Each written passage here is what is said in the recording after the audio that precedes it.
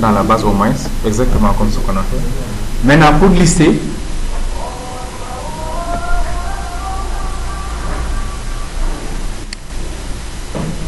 mais est-ce que tu as l'heure? Tu as l'heure?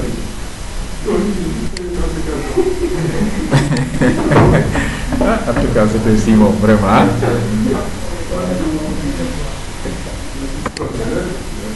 Hein? C'est l'application, il n'a pas de là. Ah, il pense que... Ok, bon, c'est pas grave, on essaiera au moins, c'est plus vite, quelque chose doit être complet. C'est vrai. Voilà, donc je vais faire exactement ce que j'ai fait en Java. Je dépose. Bon, ici, comme la gestion des tables est plus facile ici, comme je vais charger dans le table. Parce que là, c'est plus facile seulement de lui passer une liste.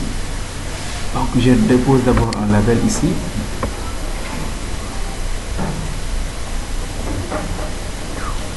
Ok. Label, ça c'est pour le matricule, le nom, prénom et salaire. Ensuite, je vais déposer un text box. Je vais le déposer comme ça pour avoir plus d'espace. Text box.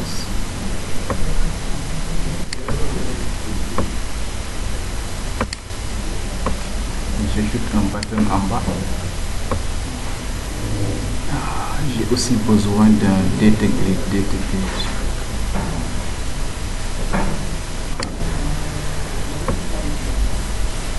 Ok, le data grid n'a pas de width ni de height, maintenant c'est bon toi. Toi aussi pour avoir plus d'espace. Voilà. Le data grid, j'ajoute un peu, j'augmente un peu le width. J'augmente un peu mon interface.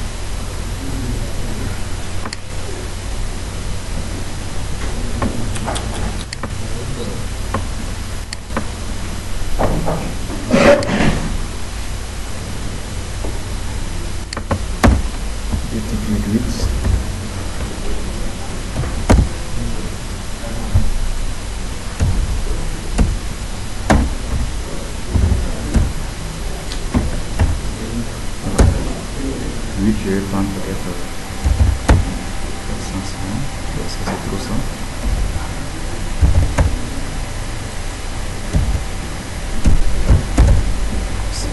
C'est bon. Je vais aussi prendre un page.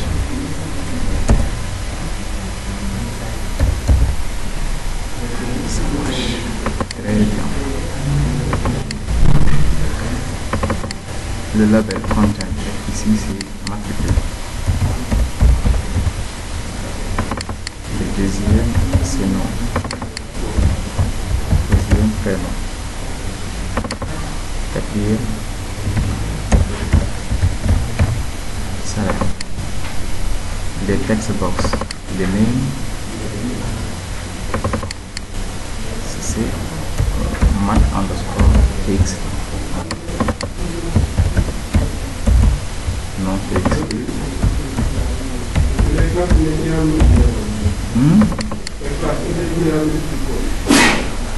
Les classes? Non, on passe par proxy.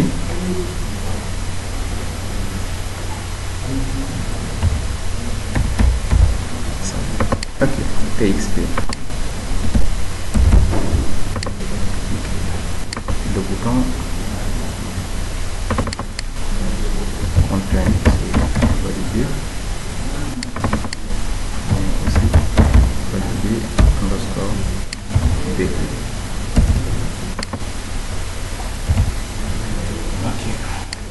Le table scientifique, c'est bon.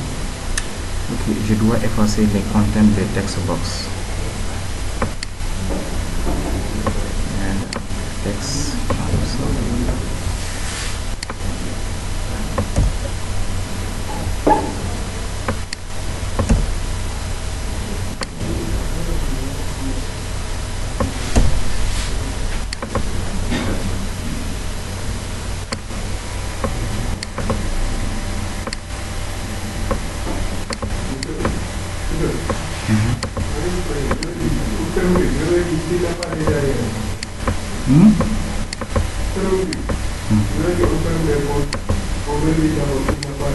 Mhm. Sinon, le compte ne peut pas être fermé et on continuerait à te taxer.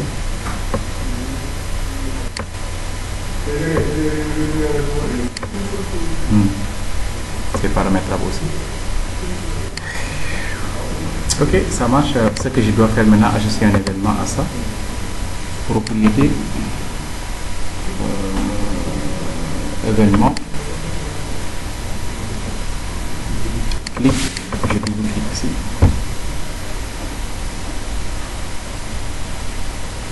Ok, ça marche. Ce que je vais faire pour...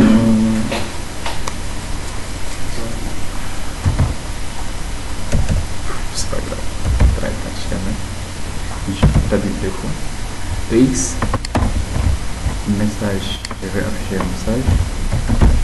Message box.show. EX. Point message. Point click. Ensuite, je vais instancier employé. Regardez très bien, vous écrivez tout simplement employé, ne sera pas visible. Suivez derrière. Et égal à new.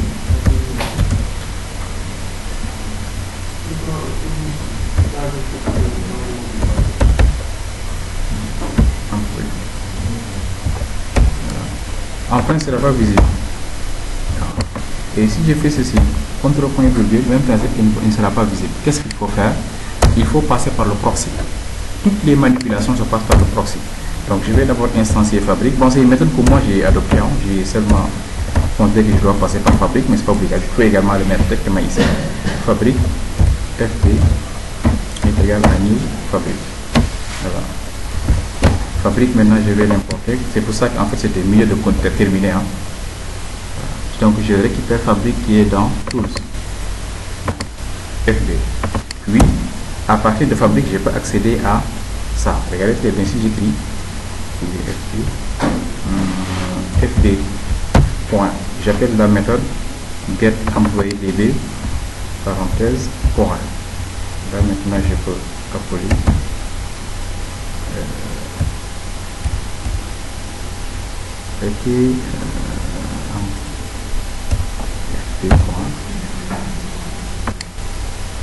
Mon employé. Bon, il y a get employé. Ma casse.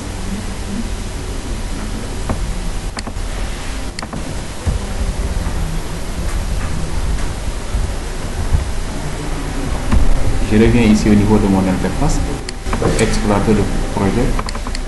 Double-clic.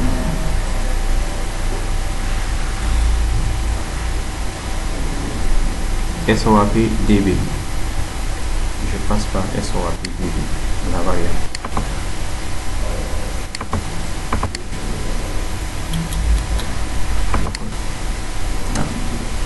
Fabric, c'est pour insérer.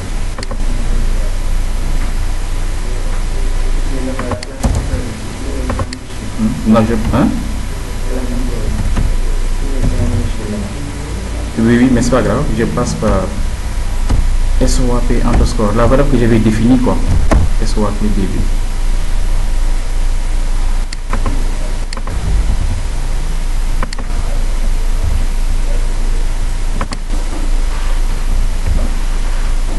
Je regarde encore SOAP DB.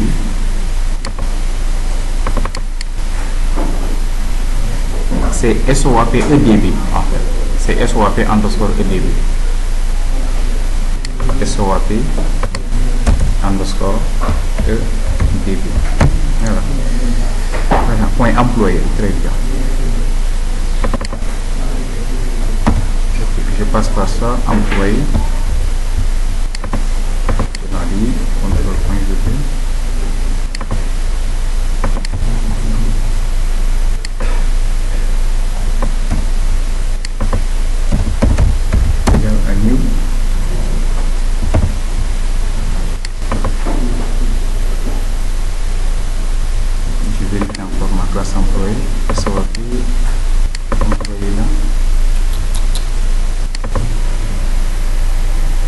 Maintenant prénom avec les filtres.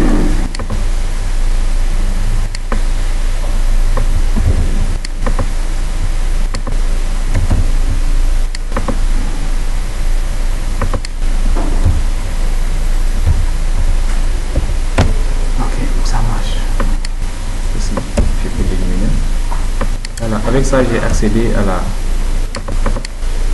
employé, SOAP EDB. Vous vous souvenez, en fait, c'est la référence qu'on avait créée. Lors de la création en fait, de ça, on avait demandé un nom. Je vais choisir SOAP EDB. Donc, si je double-clique, je peux voir les informations. Il y a add, delete, etc. Mais on passe par le proxy. Maintenant, ici, là, pour accéder à employé, avec la classe employé qui est là, je peux cliquer pour voir en fait le contenu. Il y a le matricule, nom, prénom, salaire, ce que je vais utiliser. Donc c'est SOAP EDB. Oui, je pense maintenant à instancier. Maintenant, il va le transformer en fait à l'annotation de C#. Peut-être en C#, les éléments sont au moment de créer, on utilise directement getSet. Les getSet sont éliminés. C'est ce qu'il a fait. C'est-à-dire qu'il a pris directement ici pris math. Mais en Java, on avait créé les getters et les setters. Mais lui, c'est pas ce qu'il a fait. C'est pas ce qu'il a fait. Il a automatiquement transformé en notation de C#. Ok, donc là, on va récupérer maintenant math.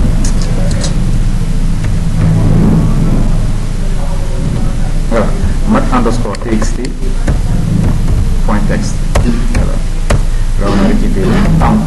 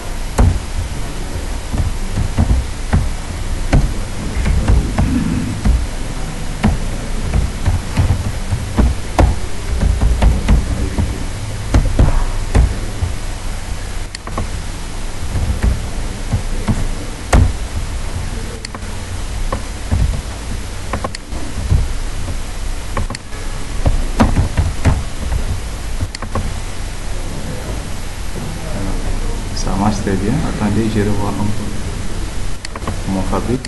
Sinon ça marche quand même, il faut passer par la variable qu'on avait définie. C'est ça, SOAP.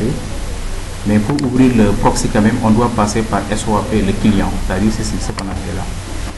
On doit passer par employé DB client qui est également là. Et si vous regardez, mais il avait intégré ici. Sinon, on pouvait faire ceci. C'est-à-dire on fait un using de ça.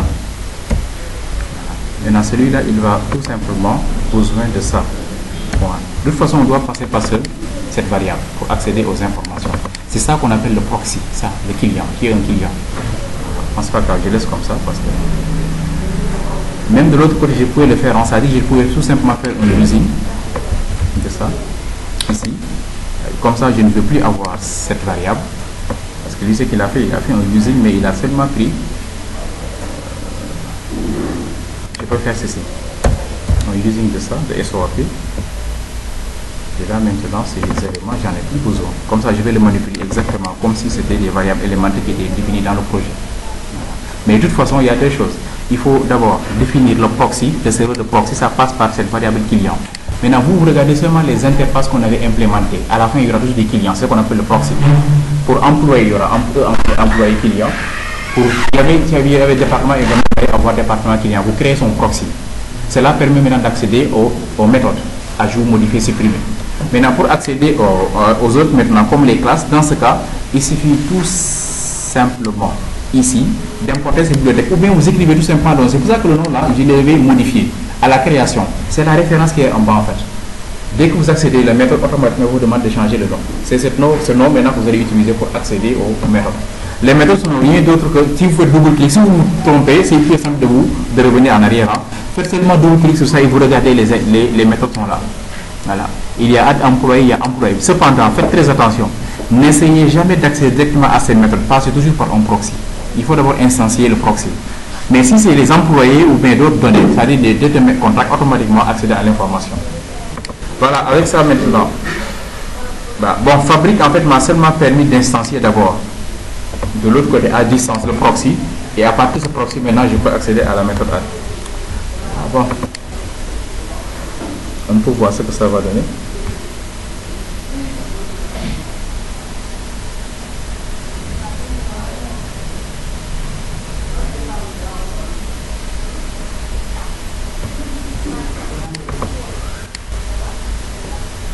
Donc, je vous ai donné le code là. C'est-à-dire c'est si on voulait maintenant consommer en côté PHP, voici la solution, voici la méthode. C'est un projet en fait TP consommation d'ouvrir Java. Elle va complètement le code si bon, c'est une application PHP.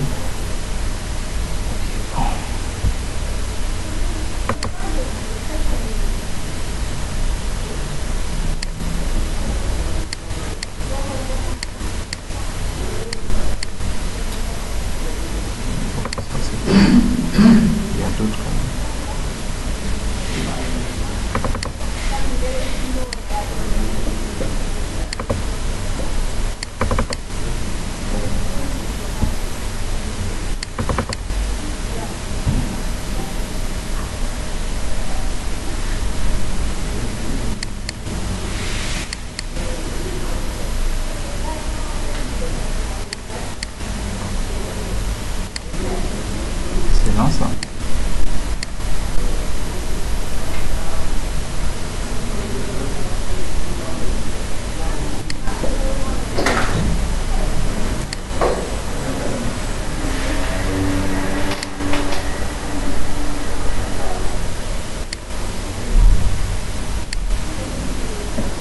J'espère que j'ai pas activé mon serveur là.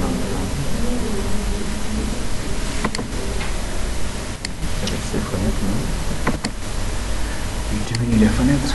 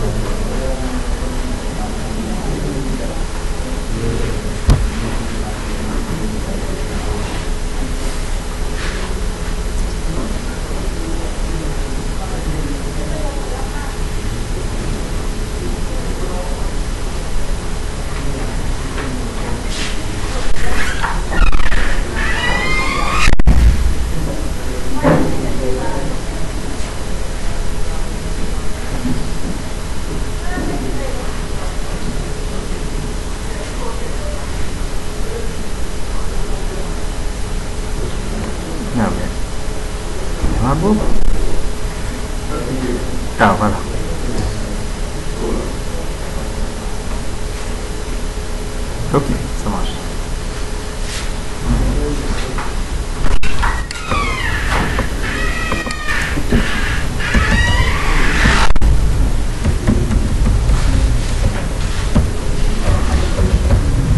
Ok, bouton validé.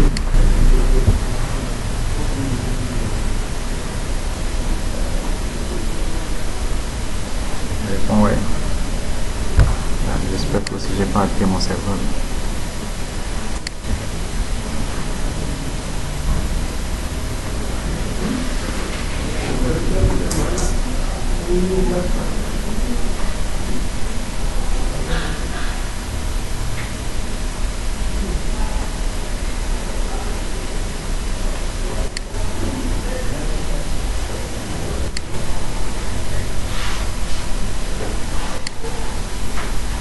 Ok, très bien. Il dit données ajoutées, ça marche très bien.